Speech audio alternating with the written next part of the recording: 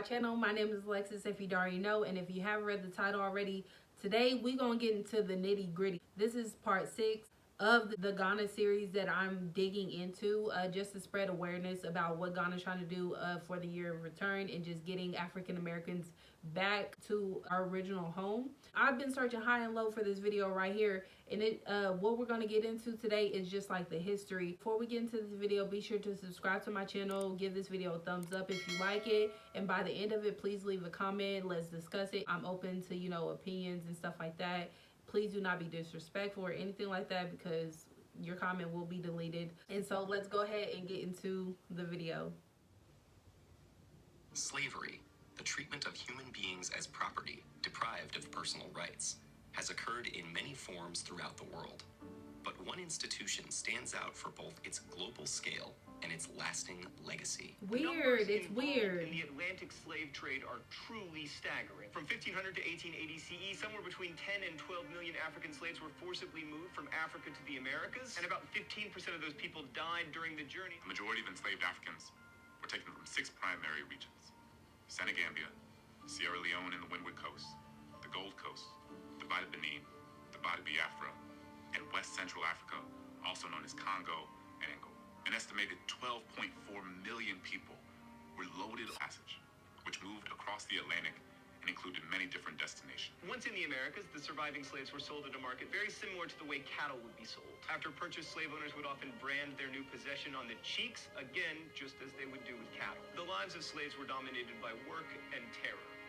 The idea that I am not human, that I have no soul, that I'm a beast. Brand me, burn me, whatever, and no recourse. Looking just like you, but our skin color is different. That's only different. The history of humanity is filled with oppression, dominance, war, and slavery. Since the beginning of time, people in different parts of the world have forced their fellow humans into slavery. The tale of the Atlantic slave trade is the history of millions of Africans who were forced out of their communities by European slave traders and shipped across the Atlantic in conditions of great cruelty. When Portugal and Spain started conquering and establishing colonies in the New World in the early 1500s, they forcefully made the Indians work their plantations. However, European diseases and the violence of conquest led to the death of many of the Indian slaves. This led to a labor shortage in Europe and made the Europeans look towards Africa for a solution. As voyages to Africa progressed, and with many expeditions by Portuguese and Spanish explorers, Africa became a major source of supply of slaves to Europe and the Spanish West Indies, as well as the Portuguese colonies in Brazil. The Indian slaves were gradually replaced by Africans. These Africans were stripped of their identity and occupation. To refer to them as just slaves is incorrect, because before being captured by the European, many of them were farmers, merchants, soldiers, musicians, goldsmiths, blacksmiths, and many more. They were husbands, fathers, wives, children, and mothers. They had origins and heritage. But when the Europeans came and took over their communities, they became captives and had to be boarded on large ships and taken to Europe. The European slavers dispersed them across the Americas and different parts of Europe. They were forced to lead lives under terrible conditions and faced severe labor conditions. They were stripped and flogged and forced to work very long hours, often under terrible weather and health conditions. The transatlantic slave trade transported between 10 million and 12 million enslaved black Africans across the Atlantic Ocean to the Americas. You might have heard of the triangular trade, right? And how Africa was a major part of this trade, although suffering economically, while the other two parts that made up the triangle enjoyed huge economic benefits. We'll get to that shortly. The first slave voyage from Africa to the Americas is believed to have sailed in 1526. But even before this period, Africans were bought as slaves directly from Europe, and even native inhabitants of America were also enslaved by European explorers. Before 1518, the Spanish monarchy didn't permit the transportation of African slaves from Africa, not due to a sense of moral value or humanity, but because they believed Africans were barbaric and that they would corrupt the European society and introduce pagan and non-Christian practices to the country. However, over the years, due to economic reasons, there was a U-turn in that decision, And on August 18th, 1518, King Charles V granted a charter to Lorenzo de Goravod to transport 4,000 slaves directly from Africa to the Spanish-American colonies. Over time, King Charles changed the law established by his grandparents and then permitted slaves to be brought into Spanish colonies in America from Africa on the condition that they would be converted to Christianity during their voyage across the Atlantic Ocean. With this new decree in place, there was an explosion in the number of slaves moved from Africa to America. There was an immediate expansion of the slave trade in the Western Hemisphere. European slave traders gathered and imprisoned the enslaved at forts on the African coast and then brought them to the Americas. Hold up. Generally, Is this not insane to y'all? Like, now that I'm 26 years old, like, because we learned a peach about this in high school. Is this not, like, truly insane? Like, now that my brain is just, can fully grasp, like, this effed up process, you're bringing humans that have 2 legs and 2 arms just like you, and 2 eyeballs and a brain and a heart and a soul and a spirit just like you, and you're making them as if they're animals and serving you, and you're beating them, like, because of what? Because of their skin tone? Who? That's sick. It's sick. And it's really, like, it's making me mad to wrap my mind around the fact that this happened in real life. You know? That's crazy to me.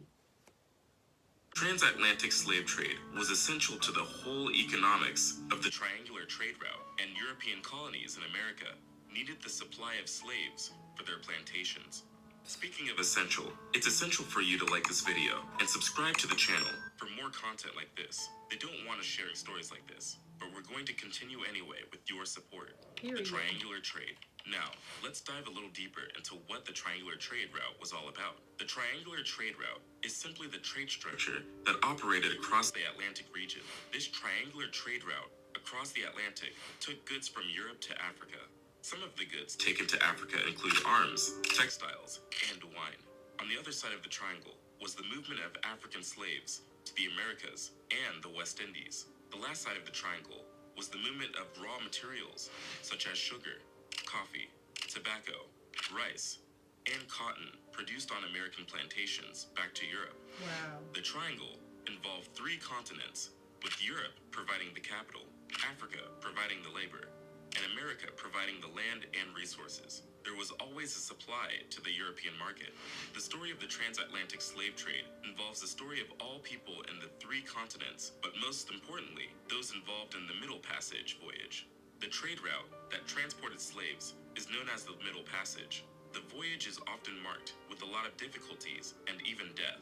Depending on the weather, the voyage could take about 3 to 6 months. The passage was so brutal that the ships not only lost the people being transported as slaves, but in some cases, the crew also lost their lives. The mortality rate for sailors on slave ships was approximately 20%. The ships had a particular design and varied in size and passenger capacity. The conditions of these ships were inhumane. The African slaves were locked up below the deck in cramped quarters and only had a little opportunity to be out in the sunlight, and they were forced to carry out certain enforced exercises in the form of dancing to ensure that they were healthy and in good posture when they get to Europe. Inside of these decks was sticky and filled with the stench of dirt, feces, and urine. Research published in 1794 estimated that a man inside the deck had just a space of 6 feet by 1 foot 4 inches, and a woman had 5 feet by 1 foot 4 inches. The girls had 4 feet 6 inches by 1 foot. The air inside the deck was hot, stale, and filled with the incessant smell of dirt and human excreta. The slaves suffered from starvation and thirst, and only had 24 ounces of water every day, i.e. the equivalent of 2 12-ounce soda cans of fluid per day. Their major food was horse beans and rice. The captives were packed tightly in tiers below decks and were chained together, hands and feet. The voyage was characterized by many difficulties. and the captives were faced with issues that included epidemic diseases and attacks by pirates. They also experienced physical, sexual, and psychological abuse by slave traders and crewmen. An estimate by historians put it that between 15 and 25% of the enslaved Africans bound for the Americas died during this voyage. The conditions were so severe that only a tiny percentage of the Africans transported in the slave trade came directly to North America. Just about 4% of the total Africans transported, not more than 400,000, arrived in North America directly. A vast majority of the slaves were sent to the Caribbean and South America, and almost half of the slaves that were captured and transported out from Africa, totaling about 5 million, were sent to Brazil. I know you will be wondering how thousands of slaves couldn't overpower hundreds of crewmen. Well, there was one popular situation where African slave trades revolted and took over their ships. The detail of this story is as chilling as it is fascinating. We will get to that shortly, but keep in mind that the slave traders were armed and typically had the slaves in chains before transporting them. Anyways, let's finish up on the journey and the economics of the transatlantic slave trade. And while we may think that all slaves transported out of Africa were through the transatlantic route, that is not entirely true. The transatlantic slave only made up for half of the total slaves traded and transported out of Africa. It is reported that from AD 650 to 1900, Islamic traders were also exporting slaves out of Africa and sent out a total of 10 million slaves to Arabia, Yemen, Iran, India, and Iraq. The slaves were transported across the Sahara Desert, the Red Sea, and the Indian Ocean. All right, y'all, so we're gonna stop it right there for now because like this is crazy. I hope this video was educational to y'all because it's definitely shining some light on what the heck happened. All right, you guys, so I decided to end the series right here. I hope you guys enjoyed it. I will leave the full link to this video in the description box below so that you guys can go check it out yourself.